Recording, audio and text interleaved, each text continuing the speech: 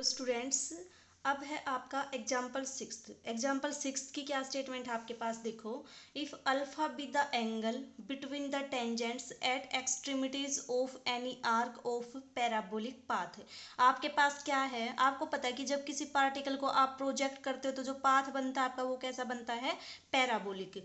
इस parabolic path का आपने क्या किया, एक आर्क कंसीडर की। ठीक है, इस पॉइंट को मान लिया ओ, इसको मान लिया पी। इस आर्क की जो ये एक्सट्रीमिटीज का क्या मतलब होता है, जो भी ये इसके एंड पॉइंट है, ये and point, in and point के ऊपर आपने क्या किया, टेंजेंट ड्रॉ किया। ठीक है, ये आपके पास क्या है, टेंजेंट। इस पॉइंट के ऊपर टेंजेंट क्या हो जाएगा आपके पास, कुछ इस तरह से होगा इसका टेंजेंट। ये मान लिया आपने हॉरिजेंटल लाइन। ठीक है, तो इन दोनों टेंजेंट के बीच में इसने क्या दे रखा है, अल्फा एंगल दे रखा है। तो ये एंगल कितना है आपके पास, अल्फा। एक टेंजेंट आपका ये, दूसरा टेंजेंट आपका ये, दोनों के बीच का एंगल कितना आपका, अल्फा। v1 v2 क्या है आपके पास, वेलोसिटीज एट दीज एक्सट्रीमिटीज। तो v1 और v2 क्या दे दी इसने, वेलोसिटीज दे दी। वेलोसिटीज का मतलब इस टेंजेंट लाइन के अलोंग जो आपकी वेलोसिटीज है वो क्या मान लिया आपने, v1। और इस पॉइंट के ऊपर या इसमें क्या हो जाएगी आपकी वेलोसिटी, क्या मान ली, v2। फिर उसके बाद क्या कर दिया इसने, u be the velocity at the vertex of path. Vertex of path का क्या मतलब होता है आपका, पाथ कैसा है, पैराबोलिक। पैराबोला का जो वर्टेक्स होता है आपके पास वो क्या होता है, ये वाला पॉइंट। तो इस पॉइंट के ऊपर जो आपकी वेलोसिटी है वो कितनी है आपकी, u। इस पॉइंट के ऊपर वेलोसिटी क्या हो जाएगी, वेलोसिटी होएगी आपके पास ये, मीन्स हॉरिजेंटल वेलोसिटी। वेलोसिटी यही तो होती है। मान लो आपके पास ये कोई पैराबोलिक पाथ है, इस पॉइंट के ऊपर अगर आपसे वेलोसिटी की डायरेक्शन या वेलोसिटी पूछी जाए तो वो क्या होती है, इसके ऊपर जो टेंजेंट होगा वो उसके अलोंग जो वेलोसिटी होगी उसी को बोलते हो वेलोसिटी। तो इस पॉइंट के ऊपर जो आपकी वेलोसिटी दे रखी है वो दे रखी है इसने u। और ये कैसी है आपके पास, हॉरिजेंटल लाइन के पैरेलल। तो मीन्स जो आपकी हॉरिजेंटल वेलोसिटी का कंपोनेंट दे दिया इसने वो क्या दे दिया, u। अब आपको शो क्या करना है, show that the time of describing the arc is this. जो आपकी ये आर्क होगी, इस आर्क को डिस्क्राइब करने में इस पार्टिकल को कितना टाइम लगेगा, ये जो टाइम दे रखा है ये। तो मीन्स आपको क्या फाइंड आउट करना है, यहाँ से लेके यहाँ तक का टाइम फाइंड आउट करना है। ठीक है, तो आपने क्या मान दिया कि जो आपकी ये वेलोसिटीज हैं, ये जो v1 वेलोसिटी है हॉरिजेंटल के साथ कितना एंगल बनाती है, आपने मान लिया यहाँ अल्फा है तो यहाँ पे मान लो θ1। वेलोसिटी v2 हॉरिजेंटल के साथ कितना एंगल बनाती है आपका, θ2। ये आपने मान लिया।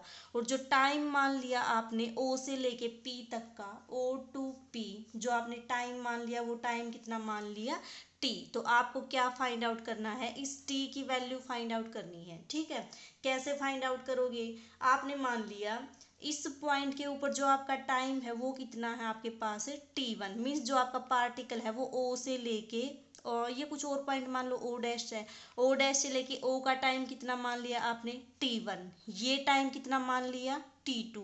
तो अब ये टोटल टाइम t2, ये t1, तो ये टाइम कितना हो जाएगा आपके पास, t2 minus t1। t2 minus t1 किसके इक्वल हो जाएगा आपके पास, time from O to P. ये टाइम आपको फाइंड आउट करना है अब। ठीक है, कैसे फाइंड आउट करोगे, देखो आपके पास जो अल्फा एंगल है वो कितना दे रखा है, इन दोनों टेंजेंट के बीच का एंगल अल्फा, इनको अलग से कंसीडर करो। देखो आपके पास ये वाली लाइन है आपकी v1 वाली। ठीक है, हॉरिजेंटल के साथ इसका एंगल कितना है आपका, θ1। दूसरी लाइन क्या है आपके पास, ये v2, इस तरह से है आपके पास v2। इस v2 का हॉरिजेंटल के साथ एंगल कितना है आपका, θ2। तो जो आपका ये एंगल बचेगा, ये एंगल कितना बच जाएगा, θ1 माइनस θ2, θ1 माइनस θ2। और ये एंगल आपका है क्या, इस v2 और इस v1 के बीच का एंगल। और v2 और v1 के बीच का एंगल कितना दे रखा है आपको, अल्फा। तो इसका मतलब आपके पास θ1 माइनस θ2 की वैल्यू कितनी आ गई आपकी, अल्फा आ गई। ठीक है, एक पॉइंट आपका आ गया ये। अब देखो आपको वेलोसिटी क्या दे रखी है, इसमें हॉरिजेंटल वेलोसिटी दे रखी है। तो v1 को भी आप रिजोल्व कर लो हॉरिजेंटल के अलोंग, v2 को भी क्या करो, हॉरिजेंटल के अलोंग रिजोल्व कर लो। तो देखो जो आपकी वेलोसिटी v1 है उसको जब हॉरिजेंटल के अलोंग आप रिजोल्व करोगे तो ये क्या बन जाएगा आपके पास, v1 कोस थीटा 1। ठीक है, तो v1 कोस थीटा 1 की वैल्यू कितनी आ गई आपके पास u। और जब v2 को रिजोल्व करोगे हॉरिजेंटल के अलोंग, तो ये कितना बन जाएगा आपके पास, v2 का एंगल कितना है हॉरिजेंटल के साथ, थीटा 2। तो ये बन जाएगा आपके पास v2 कोस थीटा 2। एक इक्वेशन आपके पास आ गई ये। अब क्या करो, जब वर्टिकली रिजोल्व करोगे इसको तो कितना आ जाएगा आपके पास, v2 का कंपोनेंट तो कितना आ जाएगा वर्टिकल के अलोंग, v2 साइन थीटा 2। ठीक है, और हॉरिजेंटल का कितना आ जाएगा आपके पास, हमने निकाला था बिल्कुल स्टार्टिंग में, कितना आ जाएगा आपके पास v1 sine theta 1 minus GT. बिल्कुल जो स्टार्टिंग का आर्टिकल था उस आर्टिकल में निकाला था हमने कि पी पॉइंट के ऊपर आपकी हॉरिजेंटल वेलोसिटी तो होती है ये, और वर्टिकल वेलोसिटी क्या हो जाएगी आपके पास, ये हो जाएगी। ठीक है, दिस इज इक्वल टू, इस वेलोसिटी v का जो वर्टिकल कंपोनेंट होगा वो कितना है आपका v2 साइन थीटा 2। ठीक है, तो ये दोनों क्या हो जाएंगे आपके पास, इक्वल हो जाएंगे। तो अब देखो आपको क्या शो करना है, v1 v2 साइन अल्फाgu, ये आपको t की वैल्यू निकालनी है। तो कैसे निकालोगे, दोनों की क्या करो, मल्टीप्लाई कर दो। जब मल्टीप्लाई करोगे आप इसको तो कितना आ जाएगा आपके पास, आपको तो v1 इंटू v2 चाहिए, तो आप क्या लिखो इसको, v2 sine theta 2 this is equal to v1 sine theta 1 minus g T.